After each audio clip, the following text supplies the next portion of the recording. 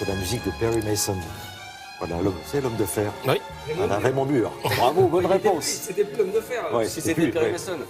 Voilà, allons-y, on commence par quoi, Alors, Patrice? par un regard, si le regard était le miroir de l'âme, que dire de ce regard? Il est à pleurer de profondeur, de magnétisme et de beauté, ce regard aigue-marine. Ce matin, il n'obsède pas que le Figaro, tous les journaux y font allusion. Libération, regardez un certain regard. Dernier clin d'œil également. Et puis le Parisien, Michel Morgan, a fermé les yeux. Elle avait 96 ans et ce regard était ce qu'il était, on le voit, mais il avait pris aussi une dimension mythique, il faut le dire pour les plus jeunes, après que Gabin lui eût dit « T'as de beaux yeux, tu sais », dans Embrasse-moi. Quai des Brumes, et elle lui répondait effectivement « C'est à moi que tu parles ?» Non, embrasse-moi. Évidemment.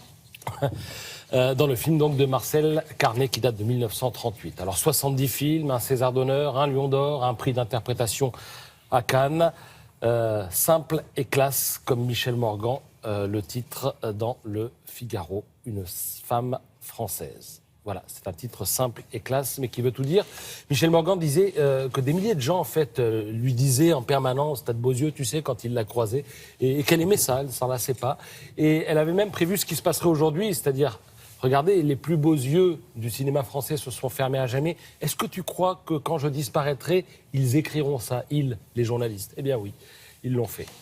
Alors, le papier du Figaro fourmille d'anecdotes, notamment, il est question du tournage de La Belle que voilà, où elle est face à Gérard Houry, qui lui joue une brute, qui doit à un moment embrasser violemment Michel Morgan, et malgré maintes prises, il n'arrivera pas à le faire.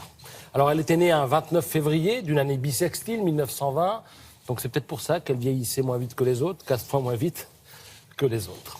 On n'en sait rien. En tout cas, Michel Morgan nous a quittés hier. Tout autre chose maintenant avec les dessins du Canard enchaîné, parce que nous sommes mercredi. Alors on va commencer par celui de Lefred Touron, qui met Bernard Tapie en scène, après qu'il est question de la jurisprudence Lagarde, coupable mais pas condamnable, Christine Lagarde. Donc Tapie explique, lui, ça ne me dérange pas d'être condamné aussi si on me dispense de rembourser. Autre dessin de Lefred Touron, le SMIC augmente 11 € de plus par mois, mais qu'est-ce qu'on fait avec 11 € demande la dame. On vote 11 fois à la primaire de la gauche, répond le monsieur. Grosse offensive éditoriale des nuls, ça va en intéresser quelques-uns. Alors vous avez le dessin pour les nuls, comprendre le monde pour les nuls, il est question d'histoire, de géographie, d'économie, c'est intéressant, mais surtout le pavé de culture pour les nuls, une Bible exhaustive qui nous parle aussi bien de l'étincelle du Big Bang que des pyramides d'Égypte, en passant par Balzac, Nijinsky ou encore Kant. Et alors, il y a évidemment un chapitre consacré à la télévision. Il faut savoir que les premières retransmissions datent de... Alors, 1923. Bravo, tu sais lire. Grâce à un monsieur qui s'appelait Monsieur Zvorikhin. Et la première vedette télé, quelle fut-elle? C'est pas de la culture, c'est une bonne vue en fait. C'est ça. C'est incroyable, j'ai été bluffé. Pas du tout. J'y ai cru, en fait. Il suffit de lire le prompteur. Mais c'est tout pour que simplement. quelqu'un réponde, sinon il y avait un blanc. Bon, la première vedette télé... Félix Le Chat. Gagné, bravo, elle sait lire. Félix Le Chat en 1928, la couleur est apparue en 1940, etc. Tout ça est dans le pavé de culture. Et puis alors, on disait tout à l'heure, Le pied du sapin, Joyeux Noël, Bonne année, etc. Quelques livres que vous recommandent les journaux ces temps-ci sont de beaux livres, chez Brassens.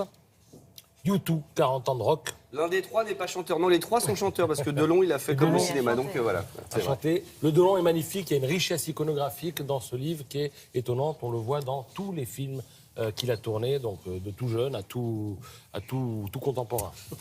Merci, Julia.